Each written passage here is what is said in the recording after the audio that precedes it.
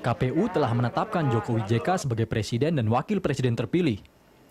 Meski masih harus menunggu proses gugatan kubu Prabowo di Mahkamah Konstitusi, masyarakat menunggu realisasi janji Jokowi yang akan membuat kabinet Dream Team berisi profesional yang berkompeten di kementerian yang akan dipimpinnya. Bahkan masyarakat sangat antusias memberikan masukan di kabinet usulan rakyat yang digagas Jokowi Center. Tim Jokowi juga menurunkan headhunter untuk memverifikasi latar belakang nama-nama yang dinilai pantas untuk duduk di kabinet nanti. Harapan tinggi masyarakat memang kini dipukul di pundak Jokowi JK. Indonesia sebagai negara dengan perekonomian 10 besar dunia sudah selayaknya berperan lebih besar di pergaulan internasional. Selain itu, pengelolaan sumber daya alam dan potensi penerimaan sudah seharusnya dirasakan seluruh rakyat dari Sabang sampai Merauke. Sehingga tidak ada lagi politik bagi-bagi kursi kekuasaan bagi orang yang tidak berkompeten di bidangnya. Pemirsa, tim Jokowi membentuk headhunter untuk mendalami rekam jejak para profesional yang akan mengisi pos menteri dalam kabinetnya nanti. Setelah sejak awal mengatakan akan membentuk zakon kabinet atau kabinet ahli dalam pemerintahannya, masyarakat berharap di eranya nanti Jokowi dapat memeratakan pembangunan di Indonesia. Untuk membahas mengenai hal ini di studio telah hadir bersama kami tim sukses Jokowi JK, Pumpi Hidayatullah, dan juga pengamat politik M. Kodari. Selamat datang Pak Pumpi, selamat datang Pak Kodari. Selamat pagi, Assalamualaikum. Ya, ini kita berbicara mengenai pengaruh dari Ibu Mega sendiri. Kita tahu bahwa Jokowi berangkat dari PDIP. Dalam menentukan ini bagaimana pengaruh Ibu Mega? Ya, pasti akan ada pembicaraan-pembicaraan ya. Bukan berarti one way, tapi bisa aja jadi suatu dialog yang two ways tentunya. Dan kita tahu sendiri juga di Jakarta sebenarnya Pak Jokowi didorong Bu Mega habis-habisan juga tidak pernah ada intervensi seorang Megawati. Jadi saya rasa Megawati ini harus diberikan apresiasi yang sangat tinggi di dalam konteks demokrasi sekarang ya. Bahwa beliau sudah menempatkan diri sebagai seorang negarawan yang luar biasa sebenarnya ya. Di dalam konteks berpolitiknya jauh-jauh mature ya, sangat dewasa dan sangat negarawan saya pikir. Dan ini harus diapresiasi oleh semua pihak yang kadang-kadang kita lupa dalam ke depan ini seperti apa gitu harusnya. Karena kalau kita lihat pimpinan partai rata-rata berpikirnya masih ya paradigma lama. Ya. Nah ini paradigma baru ini baru muncul dari seorang Megawati. Kalau kita lihat dari tidak hanya dalam Pilpres tapi juga dalam Pilgub, dengan beraninya seorang Megawati memunculkan kader-kader muda yang asli dari partainya, yang tidak ada hubungan darah sama sekali juga begitu ya. Dan sebagian sukses, memang nggak semua sukses tentunya. Tapi itu adalah suatu keberanian, terobosan yang perlu diapresiasi menurut saya. Nanti pembicaraan mengenai kabinet ke depan pun saya rasa ini akan sepenuhnya diserahkan kepada Pak Jokowi, walaupun input ataupun saran-saran pasti akan ada juga tentunya. Masukan dari Ibu Mega. Pendapat Anda Pak Kodari? Ya, yang selama ini proses penyusunan kabinet itu sangat bersifat elitis ya. Biasanya melibatkan presiden, wakil presiden, dan kemudian ketua-ketua partai politik yang merupakan anggota dari koalisi. Saya kira ini yang kemudian perlu diubah atau dirombak nuansanya oleh Pak Jokowi. Jadi Pak Jokowi ini kan presiden yang didukung oleh rakyat, dipilih oleh rakyat. Salah satu mesin politik terkuatnya adalah voluntarisme dari masyarakat, dan saya kira Pak Jokowi sudah menunjukkan arah atau indikasi yang benar dengan membuka ruang bagi masukan dari publik seluas-luasnya.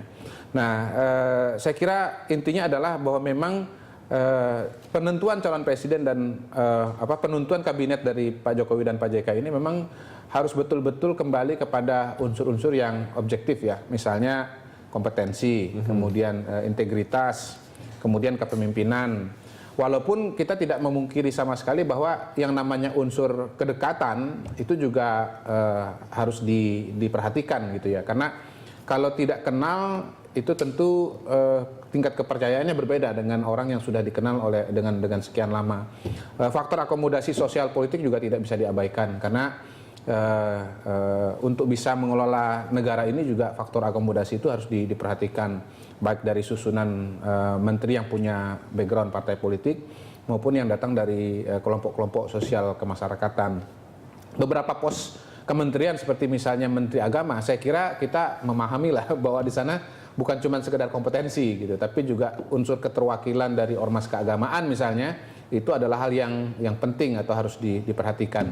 Tapi intinya menurut saya adalah bagaimana pada saat ini Jokowi mencari orang-orang yang terbaik secara kompetensi, secara integritas, secara kepemimpinan, dan itu caranya adalah dengan membuka masukan dari masyarakat sebanyak-banyaknya, kemudian masukan itu diolah oleh apa yang disebut sebagai tim headhunter itu, dan ya mungkin usul saya dipilih 2-3 nama yang terbaik dari proses itu, lalu ya ada komunikasi yang bersifat pribadi, Pak Jokowi dan Pak JK diinterview satu-satu, nanti dilihat mana yang secara feel-nya itu dapat gitu ya, secara psikologis kayaknya saya cocok nih sama sini gitu. Iya. Nah itulah kemudian yang akan dipilih. Gitu. Oke, Pak Pumpida, ini tim headhunter seperti apa nih sebetulnya nih? Ya, sebetulnya dalam konteks menjaring ini yang jelas kan dibuka dulu ke masyarakat ya.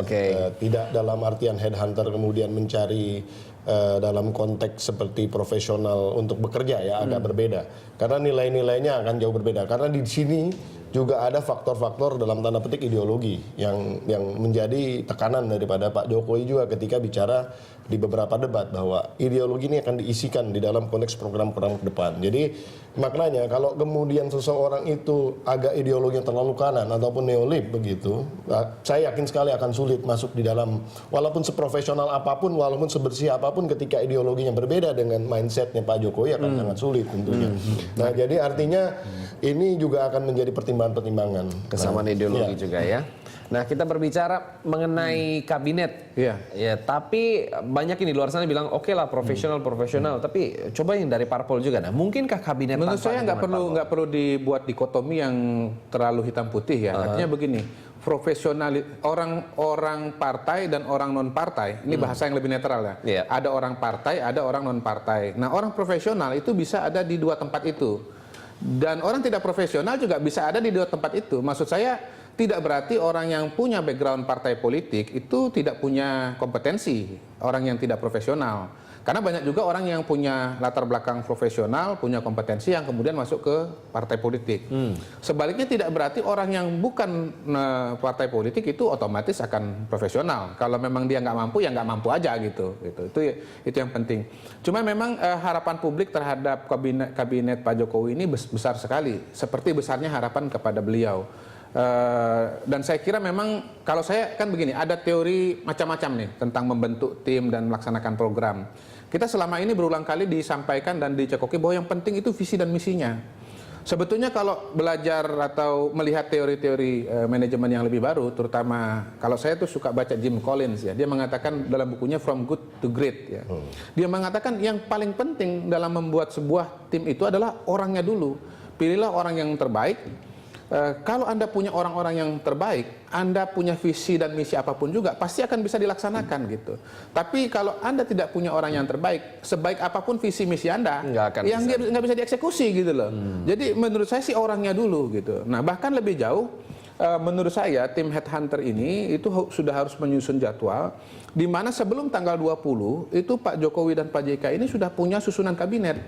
Jadi Pak Jokowi ini harus berbeda dengan presiden sebelumnya. Atau presiden sebelumnya, biar jangan mengindikasikan yang terakhir aja gitu loh. Sebelumnya. Jadi tanggal 20 malam atau tanggal 21 Jokowi itu sudah langsung mengumumkan susunan kabinetnya. Tidak perlu menghabiskan waktu 1 minggu, 2 minggu, apalagi 1 bulan. Ibarat karena curi start gitu lah ya. Tidak curi start, ya begitu sudah saatnya dia langsung bekerja gitu.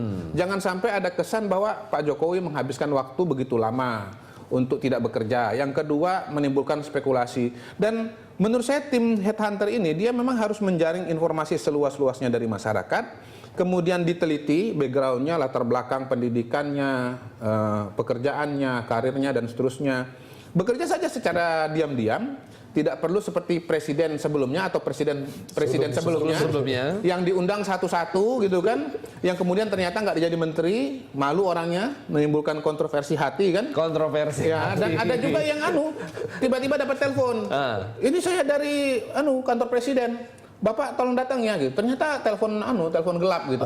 Itu orangnya malu gitu. Iya. Oke. Nanti kita bahas dulu untuk segmen berikutnya nih, kayak makin panas. Tetaplah bersama kami pemirsa dalam Dialog Jurnal Pagi.